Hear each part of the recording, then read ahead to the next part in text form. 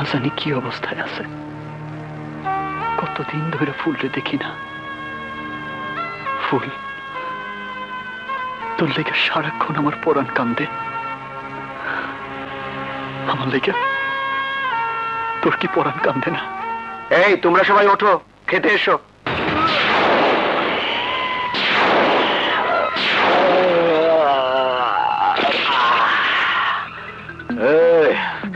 প্রত্যেক দিন ডাইল ভাত আর ভাল লাগে না, আজ একটু বালা খাবার দে, শরীরটা বাইঙ্গা যাইতাছে।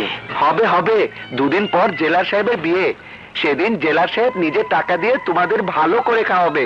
এখন সবাই তাড়াতাড়ি খেতে এসো। ব্রসলে জি বস, ভালোই হইল। জেলার ব্যস্ত থাকবো বিয়া নিয়া, আর আমরা জেল ভাঙ্গা।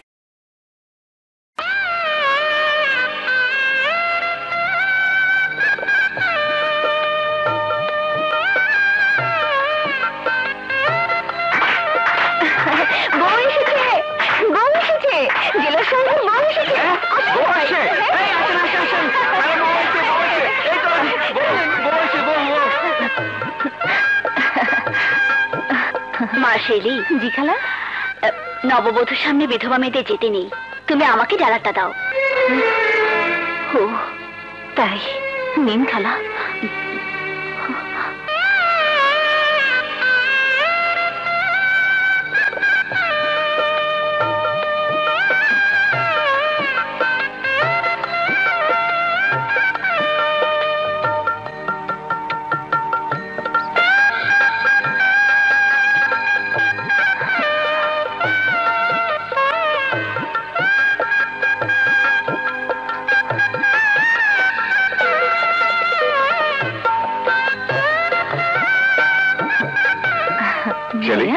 তুই এখানে দাঁড়িয়ে কেন?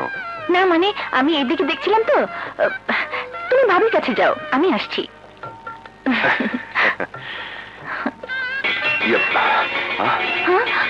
ভাইয়া, পাগলা ঘন্টা নিশ্চয় কেউ পালাচ্ছে। ও শিট! আয় বুঝলি, তোরা সবাই ওইদিকে যা, আমি জেলার লগে বুঝাপড়া করে দিতেছি। আয় বেটা, আমার লগে আয়।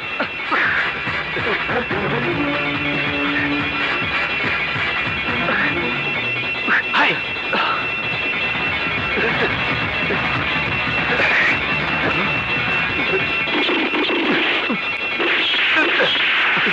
হাই হাই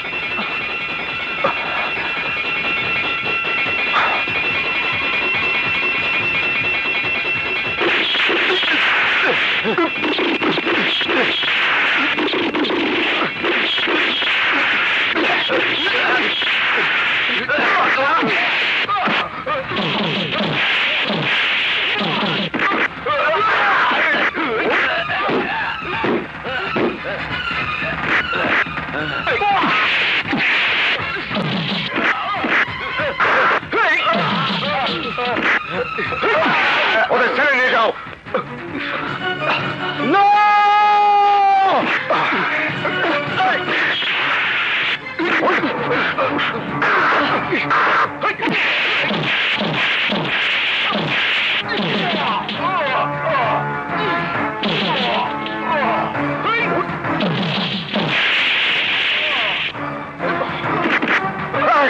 তুই আমার জেল থেকে পালাবার চেষ্টা করেছিলি না?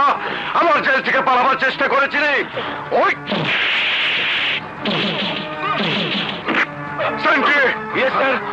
ওকে ছেড়ে নিয়ে যাও। চল চল,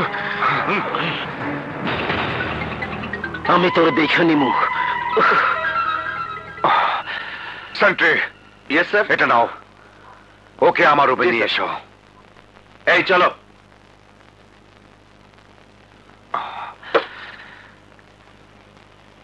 স্যার,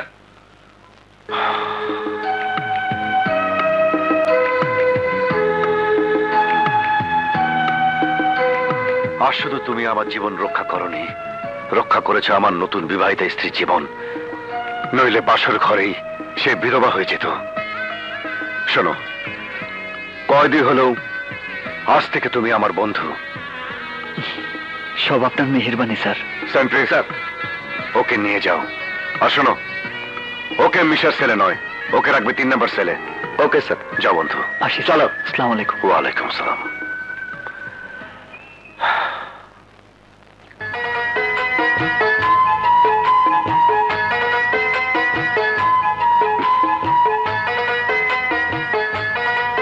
সরি, তোমাকে অনেকক্ষণ বসিয়ে রেখেছি।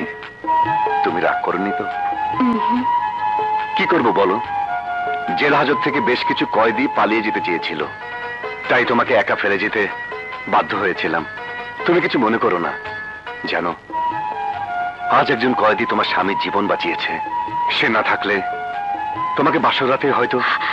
না না, দয়া করে অমন কথা বলবেন না।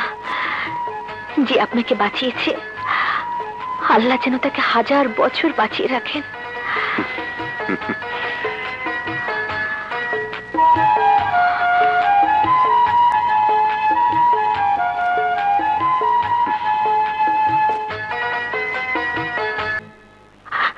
হে আল্লাহ, তোমার অশেষ মেহেরবানিতে আমি এই বাড়িতে রাজুর স্ত্রী হয়ে এসেছি। তুমি আমার মন থেকে নয়নের সমস্ত স্মৃতি মুছে দাও। আমার স্বামীকে মন প্রাণ দিয়ে ভালোবাসার তৌফিক দাও। আমি যেন সারা জীবন স্বামীর সেবা করে মরতে পারি। তোমার কাছে এছাড়া আমি আর কিছুই চাই না খোদা, কিছুই চাই না, কিছুই চাই না। আমি ভাবি, ভাবি, এই যে ভাবি, তোমাদের চা।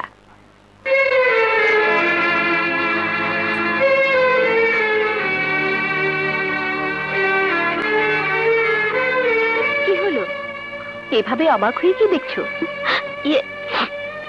না না, কিছু না। আরে শেলি, চা এনেছিস? দে, চা দে। তুমি ভাবিকে নিয়ে চা খাও, আমি বাজার করতে পাঠিয়ে দিচ্ছি। আচ্ছা, ঠিক আছে। চা খাওয়া শেষ হলে আমি এসে নিয়ে যাবো। আচ্ছা। আপনার বোনের পরনে বিধবার শাড়ি কেন? সে কি তুমি জানো না? না তো। শেলির ফুলের মতো সুন্দর জীবন থেকে সুখের পাপড়িগুলো অকালে ঝরে গেছে। হানিমুনে গিয়েই একটা দুর্ঘটনায় মারা গেছে ওর স্বামী। ওইসব কথা নাই বা শুনলে। নাও, এক কাপ চা দাও। সে কি, গোসল না করে চা খাবেন? গোসলের প্রসঙ্গ আসছে কেন? বেটি বেডে বসে তো খাওয়ার নিয়ম। একটা কথা বললে কি রাগ করবেন? একটা একটা কথা কেন, 1000টা কথা বললে আমি রাগ করবো না। বলো। আসলে ফ্রেশ না হয়ে চা খাওয়া উচিত নয়। বেশ, স্ত্রী আদেশ। ওকে, আজ থেকে বেডটি বন্ধ। নাও, তুমি চা বানাও, আমি ফ্রেশ হয়ে আসছি। আরে করে কি? আরে আরে আরে, এত চিনি দিচ্ছ কেন? বারে, চিনি না দিলে খাবেন কি করে? মিষ্টি হাতে বানানো চাই, মিষ্টি না দিলে চলবে। ছাড়ুন, সে চলে আসবে তো। আরে আসবে না, নতুন নতুন যারা বিয়ে করে তাদের ঘরে হুটহাট করে যে কেউ আসে না, আসলে সারাদিন আসবে। ছাড়ুন, চা ঠান্ডা হয়ে আরে যাচ্ছে। ছাড়বো ছাড়বো ছাড়বো, আগে আমাকে তুমি বলে ডাকো, তারপর ছাড়বো। না না, আমি পারবো না। তাহলে আমিও ছাড়তে পারবো না। আচ্ছা বাবা, আচ্ছা, এখন ছাড়ো তো। এই তো লক্ষ্মী বউ আমার। নাও চা বানাও, আমি চট করে ফ্রেশ হয়ে আসি। ওকে।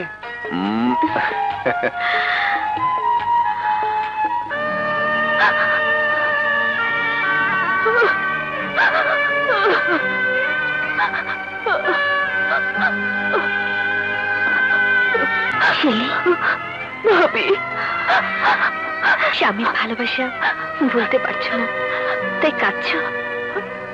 ভাবি, ভালোবাসার মানুষ কখনো কাছে থাকে, আবার কখনো দূরে চলে যায়, কিন্তু ভালোবাসা কখনো ভোলা যায় না, কখনো ভোলা যায় না। তুমি ঠিকই বলেছ, ভালোবাসা কখনো ভোলা যায় না। তো আমাকে ভুলতেই হবে। নয়নের ভালোবাসা আমাকে